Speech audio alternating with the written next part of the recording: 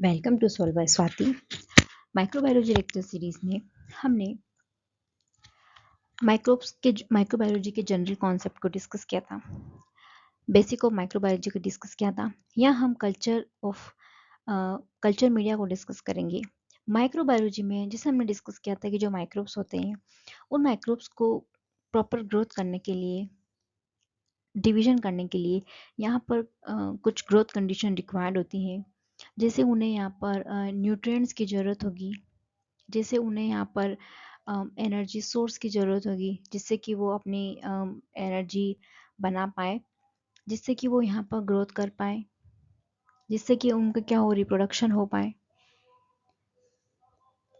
और यहाँ वो क्या कर पाए, उनके फंक्शंस परफॉर्म कर पाए, लाइफ के जो भी इम्पोर्टेंट फंक्शंस होते हैं वो यहाँ पर परफॉर्म कर पाए। तो अब जब यहाँ जो जो माइक्रोब्स होते हैं, मान लो जब हम नेचुरल सोर्स की बात करते हैं, नेचुरल सोर्स में क्या होते हैं, माइक्रोब्स हर जगह पाए जाते हैं।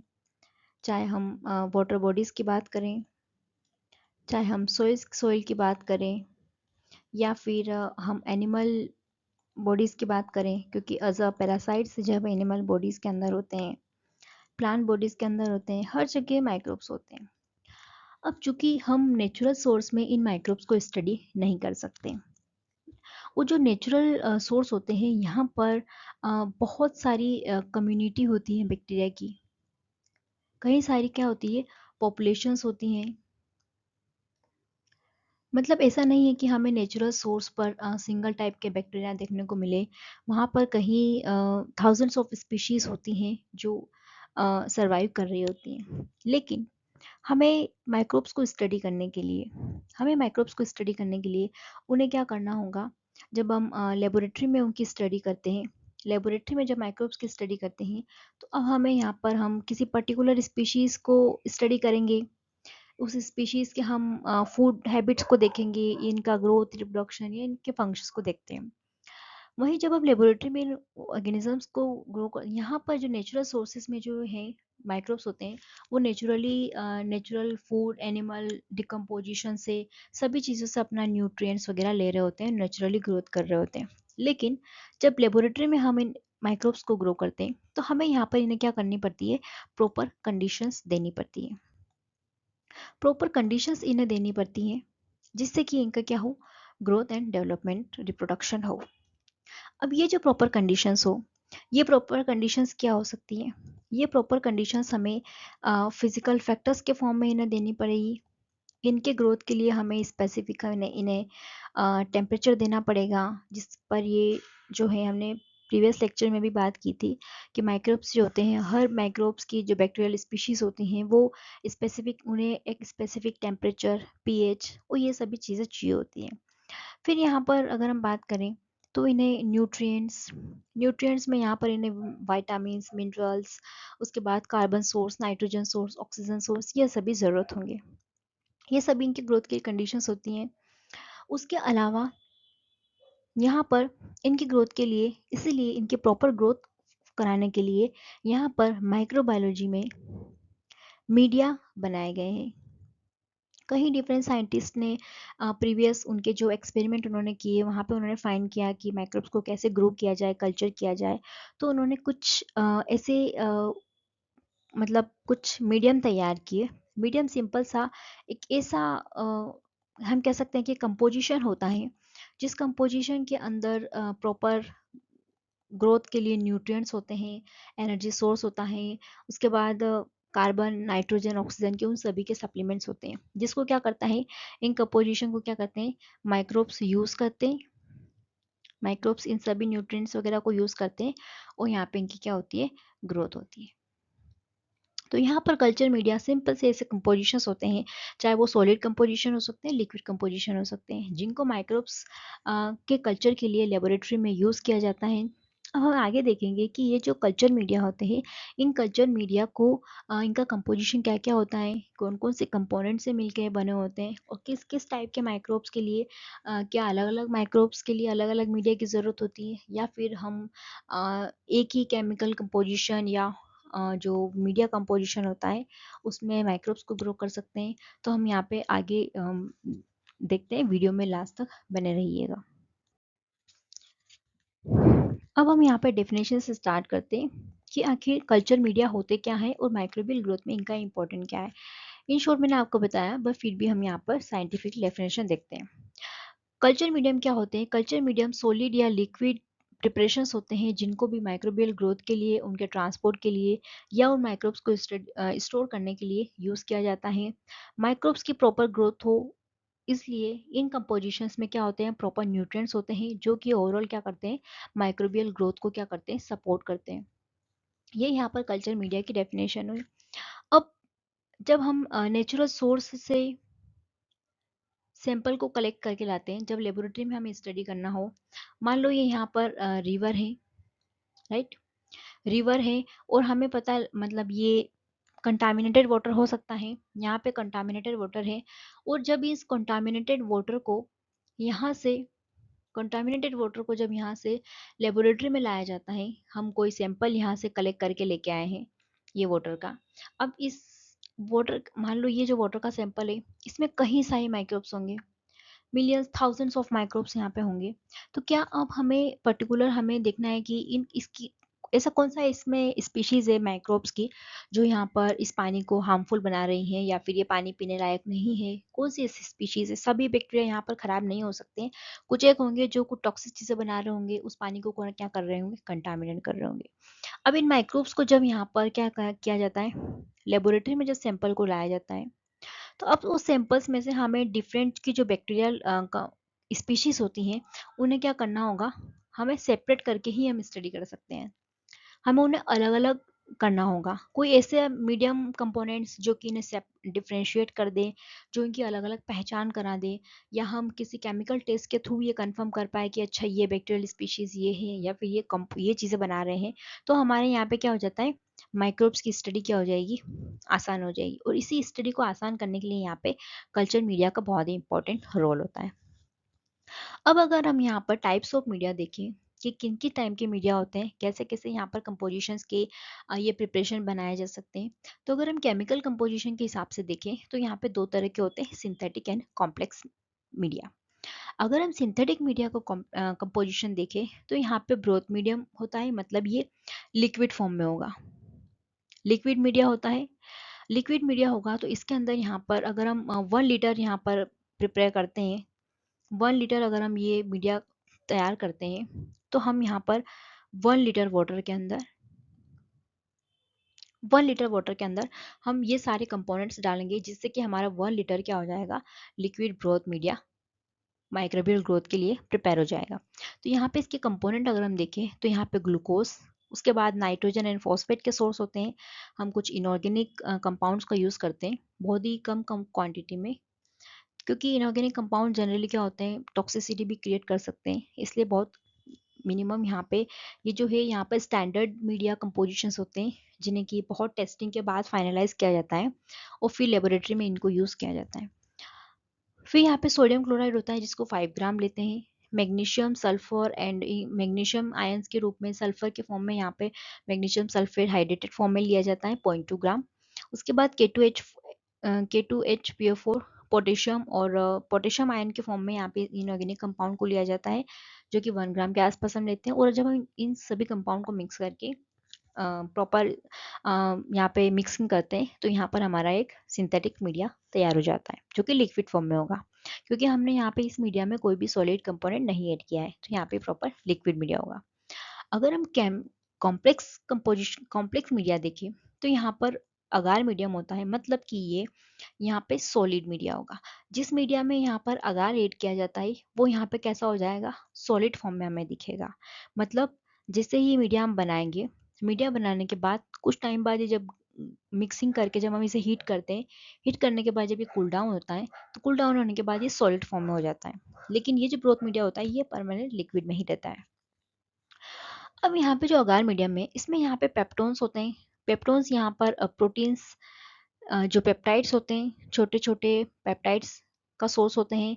और यहाँ पे अमाइनो एसिड्स माइक्रोबियल ग्रोथ के लिए मिल जाते हैं। तो पेप्टोन यूज़ किया जाता है। अगर हम 1 लीटर बनाए तो 5 ग्राम हम पेप्टोन सेट करें। बीफ एक्सट्रैक्ट को यहाँ पे बीफ एक्सट्रैक्ट के लिए यहाँ पर इसमें विटामिन मिनरल न्यूट्रिएंट्स होते हैं, इसलिए हम बीफ एक्सट्रैक्ट को यूज़ करते हैं। फिर सोडियम क्लोराइड यहाँ पे 8 ग्राम, अगार 15 ग्राम एंड वाटर 1 लीटर। इन सभी कंपोजिशन को मिक्स करके यहाँ पर अगार मीडियम के साथ थोड़ा सा यहाँ पे पाउडर फॉर्म में होता है, तो इसे मिक्स करके हीट किया जाता है। फिर ये मिक्स करके इसे अच्छे से मिक्सअप किया जाता है। देन फिर कूल डाउन करके इन्हें पेट्री डिश में पोर किया जाता है। और जब पेट्री डिश में से पोर किया जाएगा तो कुछ टाइम बाद ये क्या हो जाता है, सॉलिडिफाई हो जाता है। अब अगर फिजिकल नेचर के बेसिस पे हम देखें तो यहाँ पे मीडिया 3 टाइप के होते हैं, solid, liquid and semi solid. हमने लिक्विड की बात करी जो ब्रोथ मीडियम होता है, सॉलिड जो हमने बात करी अगार मीडियम होते हैं, एंड सेमी सॉलिड भी होते हैं जिसमें हम थोड़ा कम क्वांटिटी में अगार डालते हैं जिससे कि उसका जो कंपोजिशन है वो यहाँ पर सेमी सॉलिड बन जाता है। अब सपोर्टिव मीडिया की अगर हम बात करें तो फंक्शंस के बेसिस पे टाइप ऑफ मीडिया, तो सपोर्टिव जो है वो जनरल पर्पस मीडिया होते हैं जो नॉर्मल माइक्रोब्स को ग्रोथ के लिए यूज़ किया जाता है। एनरिच्ड मीडिया जिसमें कुछ स्पेशल चीज़ मिलाई जाती है जिससे कि वो स्पेशल टाइप के माइक्रोब्स को ग्रो करने में हेल्प करें। सिलेक्टिव मीडिया जो दो अलग अलग कैटेगरी के बैक्टीरिया को सिलेक्ट करें, और यहाँ पर डिफरेंशियल मतलब कि ऐसा मीडिया जो अलग अलग बैक्टीरिया की कैटेगरी को क्या करे, डिफरेंशिएट कर दे। मतलब एक एक हो सकता है एक बैक्टीरियल स्पीशीज की ग्रोथ को रिप्रेस करे और एक को सपोर्ट करे, तो ये यहाँ पे डिफरेंशियल मीडिया होते हैं। अब अगर हम यहाँ पे देखें कि अगार क्या होता है, तो अगार एक कॉमनली यूज होने वाला सॉलिडिफाइंग एजेंट होता है, जिसे कि फूड इंडस्ट्री में भी जो हमारे जेली वगैरह होते हैं उनमें यूज किया जाता है। तो ये माइक्रोबायोलॉजी में कॉमनली सॉलिडिफाइंग एजेंट की तरह अगार को यूज किया जाता है। अगार जो होता है वो chemically D lactone 36 and hydro L galactose derivative होता है, एंड डी ग्लूकोरोनिक एसिड का यहाँ पर जो है पॉली कार्बोहाइड्रेट्स होता है। ये जो है यहाँ पर रेड एल्गी जो होती है, रेड एल्गी से इसे एक्सट्रैक्ट किया जाता है। और अगार जो है यहाँ पर कई रीजन से इसे सॉलिडिफाइड एजेंट की तरह यूज़ किया जाता है। एक तो ये कि हाई टेम्परेचर भी क्या होता है, मेल्ट हो जाता है, और जैसे ही टेम्परेचर कम डाउन होता है फिर ये क्या हो जाता है, सॉलिड हो जाता है। तो इसे यूज़ करना आसान होता है। उसके अलावा ये बहुत हाई टेम्परेचर पर जैसे हम माइक्रोब्स वगैरह या ह्यूमन हैंड्स हम जब लेबोरेटरी में काम करते हैं तो ये हम बहुत ज़्यादा हीट अपने आप को बिना डैमेज किए यहाँ पे इसे यूज़ कर सकते हैं। और जो माइक्रोब्स होते हैं यहाँ पर, ये भी अगार मीडियम पे प्रॉपरली एक different wide range of temperature पे यहाँ पर ग्रो हो सकते हैं। इसीलिए अगार को एक एक्सीलेंट हार्डनिंग एजेंट की तरह माइक्रोबायोलॉजी में यूज़ किया जाता है। दूसरा, कई जो माइक्रोब्स होते हैं, मेजरली जितने भी माइक्रोब्स होते हैं वो अगार को क्या कर सकते हैं, केमिकली ब्रेक नहीं कर सकते हैं, तो ये स्टेबल फॉर्म में सॉलिडिफाइंग एजेंट के रूप में बना रहता है। अब अगर हम यहाँ पर कुछ कॉम्प्लेक्स मीडिया के एग्जांपल्स देखें, जैसे कि न्यूट्रिएंट बोथ जो लिक्विड मीडिया होगा, ट्रिप्टिक सोय ब्रोथ ये भी लिक्विड मीडिया होता है, एंड मेकोंकी अगार जो सोल्यूट मीडिया होता है। न्यूट्रिएंट ब्रोथ का अगर हम कंपोजिशन देखें तो यहाँ पे पेप्टोन एंड बीफ एक्सट्रैक्ट से मिलकर बना होगा। अगर हम 1 लीटर बनाएंगे तो 1 लीटर के अंदर यहाँ पर हमारा 1 लीटर के अंदर यहाँ पर हम 5 ग्राम पेप्टोन डालेंगे, एंड यहाँ पर 3 ग्राम बीफ एक्सट्रैक्ट डालेंगे, और इसे 1 लीटर वाटर में मिक्स करेंगे, स्टरलाइज वाटर में, डिस्टिल वाटर में, जिससे कि हमारा न्यूट्रिएंट ब्रोथ तैयार हो जाता है। क्योंकि पेप्टोन जो है वो यहाँ पर बैक्टीरिया को पेप्टाइड और अमाइनो एसिड्स, नाइट्रोजन वगैरह कार्बन सोर्स प्रोवाइड करेगा, और जो बीफ एक्सट्रैक्ट से वो यहाँ पर mineral nutrients and other component for growth यहाँ पर प्रोवाइड करते हैं।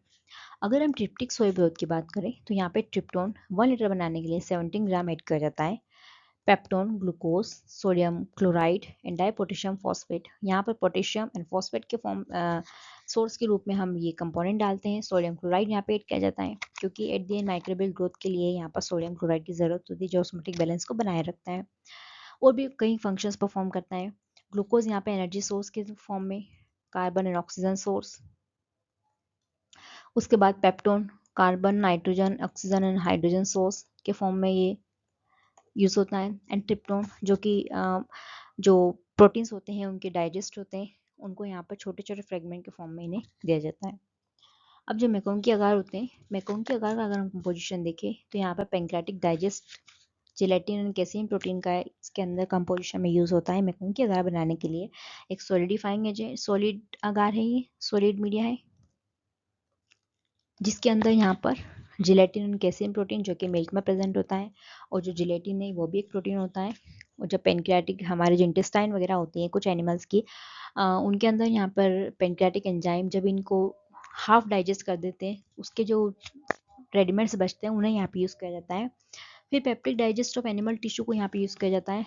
Lactose, bile salt, sodium chloride, कुछ डाई यूज़ की जाती है जैसे कि neutral red and crystal Wallace, जो यहाँ पर पीएच इंडिकेटर का काम करती हैं।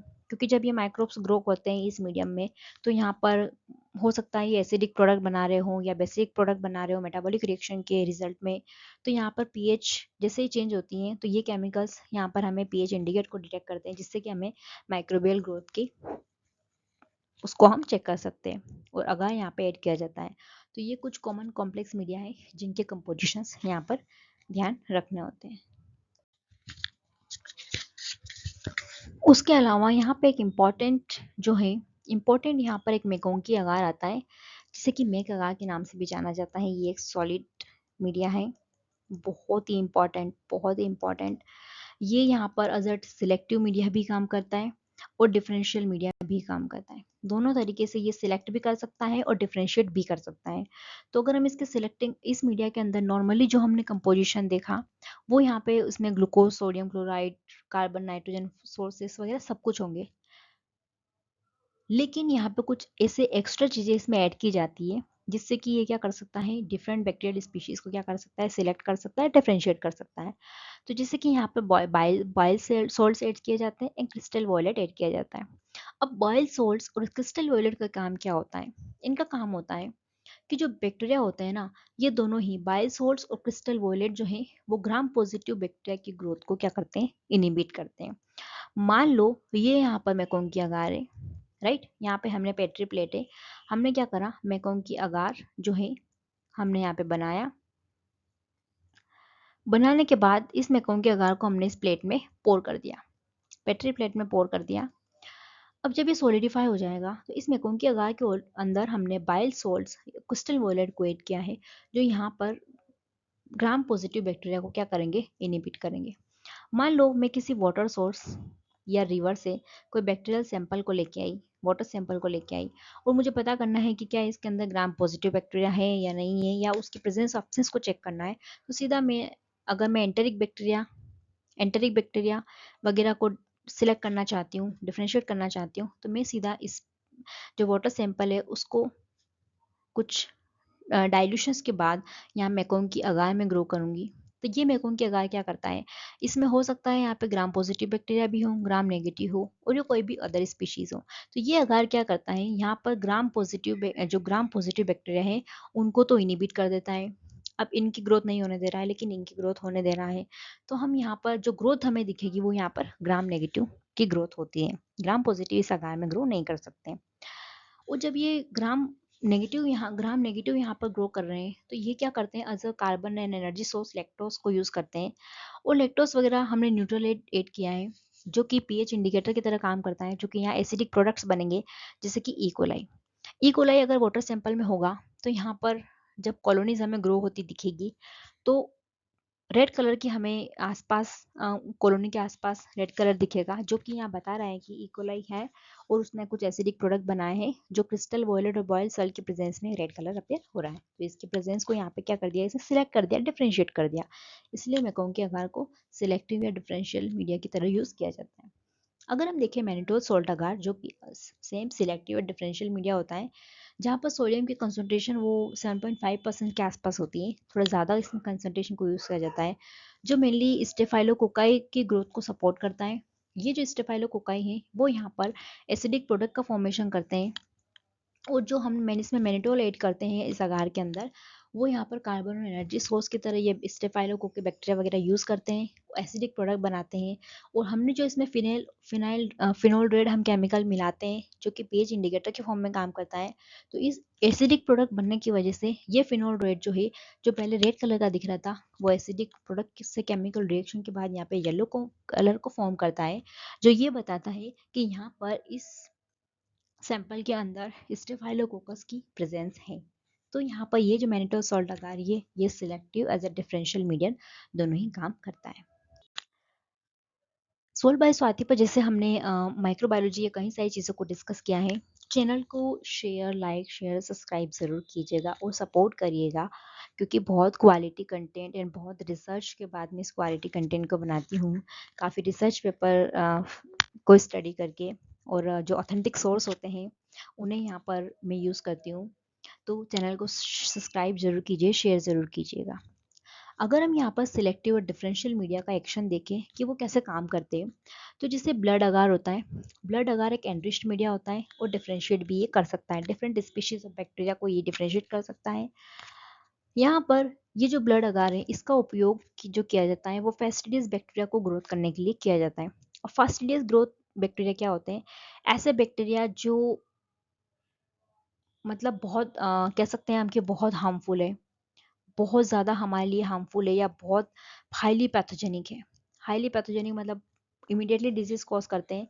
जैसे कि यहाँ पर जो फॉर एग्जांपल है, जैसे स्ट्रेप्टोकोकस पायोजिन है, ये क्या करता है, हमारी जो आरबीसी होती है, आरबीसी, ये जो बैक्टीरिया है वो एक प्रोटीन फॉर्म करता है, उसका नाम क्या है, हीमोलाइसिस। अब इस बैक्टीरिया ने हीमोलाइसिन सिंथेसिस किया और ये जो हीमोलाइसिन है वो आरबीसी को क्या करता है, ब्रेक डाउन करता है। अब जब बॉडी में आरबीसी की कमी हो जाएगी, आरबीसी डेड होने लग जाएगी, तो यहाँ पर एनीमिया जैसे सिम्टम्स देखने को मिलते हैं। और लार्ज अमाउंट में जब आरबीसी की डेथ होगी तो यहाँ पर पर्सन की डेथ तक हो सकती है। इसीलिए जो फास्टेस्ट बैक्टीरिया होते हैं उनकी ग्रोथ के लिए यहाँ पर ब्लड अगार यूज़ किया जाता है, जो एनरिच्ड एंड डिफरेंशियल मीडिया दोनों का काम करता है।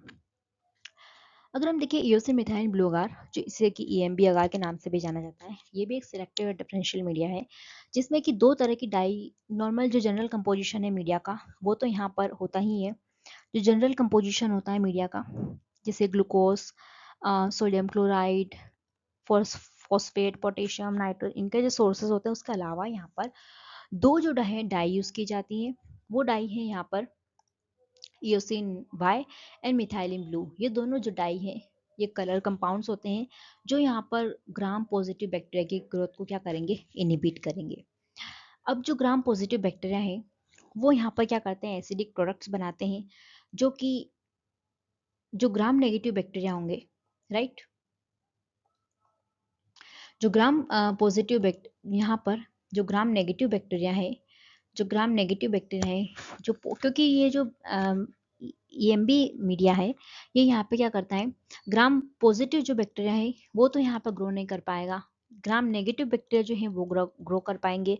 अब जब ग्राम नेगेटिव ग्रो कर पाएंगे तो ग्राम नेगेटिव बैक्टीरिया क्या करते हैं, जब इस ईएमबी अगार में इन्हें ग्रो किया जाता है, कल्चर किया जाता है, तो यहाँ पे ये क्या करते हैं, एसिडिक प्रोडक्ट्स बनाते हैं। रेस्पायर करेंगे, मेटाबॉलिक रिएक्शंस होगी, तो यहाँ पे कुछ एसिडिक प्रोडक्ट्स बनते हैं, हो सकता है वो ऑर्गेनिक एसिड्स हो, पीएच चेंजेस हो।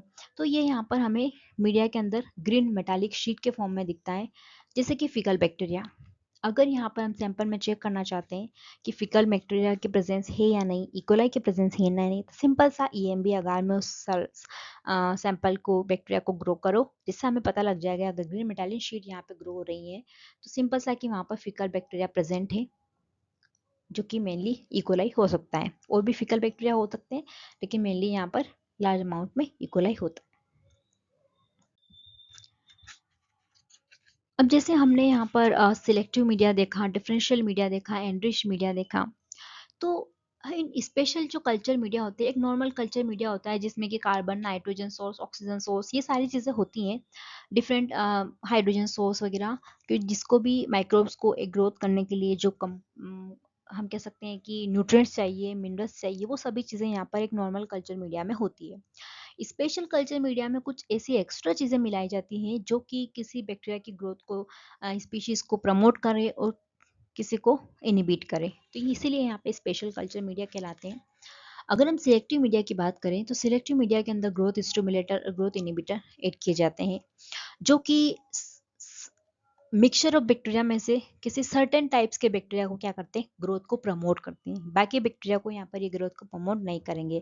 जैसे हमने एग्जांपल की बात करी, यहाँ पर मेंटोल सॉल्ट जो अगार होता है वो स्टेफाइलोकोकाई की ग्रोथ को प्रमोट करते हैं, इस स्पीशीज के जीनस के बैक्टीरिया को प्रमोट करते हैं, बाकी जो बैक्टीरिया की स्पीशीज होती है वो यहाँ पर प्रमोट नहीं किया जाता है, तो एक सिलेक्टिव मीडिया की तरह काम करता है। डिफरेंशियल मीडिया जो है यहाँ पर डाइज ऐड की जाती हैं, ग्रोथ स्टिमुलेंट ऐड की जाते हैं, ग्रोथ इनिबिटर्स भी ऐड किए जाते हैं। ये जो है कई सारे मिक्सचर जो होते हैं बैक्टीरिया के, उसमें से यहाँ पर डिफरेंट माइक्रोब्स को क्या करेंगे, आपस में डिस्टिंग्विश करेंगे, मतलब सेपरेटली हम डिस्टिंग्विश कर सकते हैं। जैसे कि मैकोंकी अगार को ग्राम पॉजिटिव से ग्राम नेगेटिव को डिफ्रेंशिएट करने के लिए यूज किया जा सकता है। तीसरा है हमारे यहाँ एनरिच्ड मीडिया, जो कि जिसमें कि ग्रोथ स्टिमुलेंट को ऐड किया जाता है। वो ग्रोथ स्टिमुलेंट कई चीज़ें हो सकती है, एक्स्ट्रा न्यूट्रिएंट्स हो सकते हैं, एक्स्ट्रा कोई विटामिन सप्लीमेंट्स चीज़ें हो सकती हैं। जो एनरिच्ड मीडिया होते हैं, जनरली एनरिच्ड मीडिया का जो इस्तेमाल है वो यहाँ पर फास्टिडियस माइक्रोब्स को कल्टीवेट करने के लिए किया जाता है, जो कि क्या होते हैं, हाईली पैथोजेनिक होते हैं। हाईली पैथोजेनिक बैक्टीरियल स्पीशीज को ग्रो करने के लिए यहाँ पर एनरिच्ड मीडिया का इस्तेमाल किया जाता है, जैसे कि ब्लड अगार जो कि स्ट्रेप्टोकोकाई को ग्रोथ को प्रमोट करता है और उनकी ग्रोथ को क्या करता है, प्रमोट करता है। चॉकलेट अगार फॉर नेजेरिया स्पीशीज, जैसे कि चॉकलेट अगार भी होता है जिसके अंदर चॉकलेट कलर का वो अपेयरेंस होता है। इसी वजह से यहाँ पर ये भी एक एनरिच्ड मीडिया है जिससे कि फास्टिडियस माइक्रोब्स को ग्रो किया जा सकता है। अब जो नेजेरिया है, नेजेरिया की जो कहीं स्पीशीज होती हैं, नेजेरिया गोनेरिया वगैरह, ये यहाँ पर क्या होती है, एसटीडी कॉज करती है, सेक्सुअली ट्रांसमिटेड डिजीज यहाँ पे नेजेरिया की स्पीशीज कॉज करती है, सेक्सुअली ट्रांसमिटेड डिजीज। ये बैक्टीरिया जो है वो एसटीडीज जनरली कॉज करते हैं, तो मेनली हाईली पैथोजेनिक होते हैं, और हाईली पैथोजेनिक होने की वजह से इनकी ग्रोथ के लिए यहाँ पे हमें क्या चाहिए, एनरिच मीडिया चाहिए, और इन एनरिच मीडिया की हेल्प से हम यहाँ पर इन माइक्रोब्स को लेबोरेटरी में कल्चर व स्टडी कर सकते हैं। अब जैसे हम यहाँ पर इकोलाई जो बैक्टीरिया है, इकोलाई एक ऐसा बैक्टीरिया है, इससे बैक्टीरियल स्ट्रेन है कोलाई, एशिया कोलाई, जो एंटेरिक बैक्टीरिया है। एंटेरिक बैक्टीरिया का मतलब है कि ये हमारे कहाँ होता है, गट में प्रेजेंट होता है। जो इंटेस्टाइनल गेस्ट्रो इंटेस्टाइनल ट्रैक्ट है वो यहाँ पर प्रेजेंट होता है, और एज अ एंडो पैरासाइट ये रहता है, एंडो पैरासाइट की तरह ये अपनी लाइफ स्पेंड करता है, लेकिन ये मोनली क्या होता है, हार्मलेस होता है। इकोलाई की कई स्पीशीज जो है वो हार्मलेस होती है, हमें कोई डिजीज कोस नहीं करती है, अगर हम इंटेस्टाइन में रह रही है तो हमें कोई डिजीज कोस नहीं होती है। कुछ स्ट्रेन होती हैं जो यहाँ पर फूड पॉइजनिंग या फिर कुछ डायरिया वगैरह डिजीज हमें कोस कर सकती है, लेकिन अदरवाइज ये हार्मलेस होते हैं। ये हमारे साथ क्या करते हैं, सिम्बायोटिक रिलेशनशिप शो करते हैं, सिम्बायोटिक रिलेशनशिप ये हमारे साथ शो करते हैं। ये बैक्टीरिया हमारे अंदर से ग्रोथ न्यूट्रिएंट्स को यूज कर रहे होते हैं, बल्कि उसके बदले में ये हमें कई वाइटामिन्स का एब्जॉर्प्शन करवाते हैं, कई वाइटामिन्स का सिंथेसिस करवाते हैं, कई मिनरल्स का एब्जॉर्प्शन करवाते हैं। तो ये बैक्टीरिया ओवरऑल हमारी हेल्थ को क्या करते हैं, हमारे हेल्थ के लिए अच्छे होते हैं। तो इकोलाई एक कॉमनली स्टडीड बैक्टीरिया है, स्टडीड बहुत ज़्यादा इकोलाई को स्टडी किया गया है। इसका कंप्लीट जीनोम सीक्वेंस्ड प्रोकैरियोट्स में सबसे पहले एक जीनोम सीक्वेंस किया गया, कंप्लीट इसकी जेनेटिक इंफॉर्मेशन है। उसके बाद इकोलाई का जो इस्तेमाल है वो रिकॉम्बिनेंट डीएनए टेक्नोलॉजी में बहुत ज़्यादा है, कहीं वैक्सीन्स बनानी हो, उसके अलावा यहाँ पर हम कह सकते हैं कि कोई प्रोटीन्स बनाने हो। जैसे सबसे पहले जो इंसुलिन का फॉर्मेशन हुआ था, वो इंसुलिन का फॉर्मेशन इकोलाई बैक्टीरिया को जेनेटिकली इंजीनियर करके ही बनाया गया था। तो कई सारे थेरेपेटिक प्रोटीन्स जो हैं वो इकोलाई को रिकॉम्बिनेंटली जेनेटिक इंजीनियरिंग करके ही बनाए जाते हैं। तो मोस्ट स्टडी बैक्टीरिया है, इसीलिए इसकी जेनेटिक इंफॉर्मेशन हमारे पास है, इसके कौन से जीन क्या सीक्वेंस क्या एक्सप्रेस होते हैं वो सारी इंफॉर्मेशन अवेलेबल है। तो अगर हम इस इकोलाई बैक्टीरिया के मीडियम की बात करें तो यहाँ पर ग्लूकोज एज एनर्जी सोर्स, उसके बाद sodium phosphate, potassium phosphate, sodium ammonium phosphate, magnesium sulphate, calcium chloride, iron sulphate, and pH जो है वो यहाँ पे इसके इकोलाई की ग्रोथ के लिए फेवरेबल जो पीएच होती है वो 6.8 से 7 पीएच पर ये फेवरेबली ऑप्टिमम ग्रोथ करता है। अगर हम 1 लीटर जो है 1 लीटर यहाँ पे बनाते हैं तो 1 लीटर में हमें इन कंपोनेंट्स का ये कंपोजिशन चाहिए होगा, जिसके लिए यहाँ पर इकोलाई का मीडियम यहाँ पर तैयार हो जाता है। और जब इसे इंक्यूबेट किया जाता है एक 30 जो स्पेसिफिक टेम्परेचर होता है, तो अगर हम इसे 37 पे ग्रो करते हैं तो कुछ टाइम के बाद हम इसे अगर 24 आवर रखें तो इसमें फिर क्या हो जाता है, यहाँ पर टर्बिडिटी अपीयर होने लग जाती है। मतलब ये सॉल्यूशन है वो हमें थोड़ा सा टर्बिड दिखने लग जाएगा, ट्रांसपेरेंसी इसकी खत्म हो जाएगी, क्योंकि यहाँ पर बैक्टीरिया क्या हो रहे हैं, लगातार ग्रो हो रहे हैं। तो यहाँ पर हमने माइक्रोबायोलॉजी में कुछ स्पेसिफिक टाइप के मीडिया, चाहे वो सिंपल मीडिया हो, कॉम्प्लेक्स मीडिया हो, वो डिफ्रेंशिएटिंग मीडिया हो, वो on the basis of chemical composition हो, वो चीज़ें हमने यहाँ पर देखी कि माइक्रोब्स को भी एक फेवरेबल कंडीशन चाहिए ग्रोथ एंड डेवलपमेंट के लिए। अगर हम लेबोरेटरी में स्टडी करते हैं तो हमें ये कंडीशंस उन्हें ग्रो करने के लिए प्रोवाइड करनी होगी, अदरवाइज नेचर में तो वो नॉर्मली ग्रो करते ही हैं। और अगर हम उन्हें स्टडी करना है, हम उन्हें समझना चाहते हैं, उनकी माइक्रोबायोलॉजी, उनके हैबिटेट, सब चीज़ें समझना चाहते हैं, तो फिर यहाँ पे माइक्रोबायोलॉजी स्टडी के लिए उन्हें हमें प्रॉपर न्यूट्रिएंट्स इन्वायरमेंट देना होगा। तो यहाँ पर इस वीडियो में यहीं तक। Thank you for watching solve by Swati. Channel को सब्सक्राइब ज़रूर कीजिए, सपोर्ट करते रहिए एंड और इसी तरह के साइंटिफिक कंटेंट, लाइफ साइंस से रिलेटेड चीज़ें हम चैनल पर अपलोड करते रहेंगे।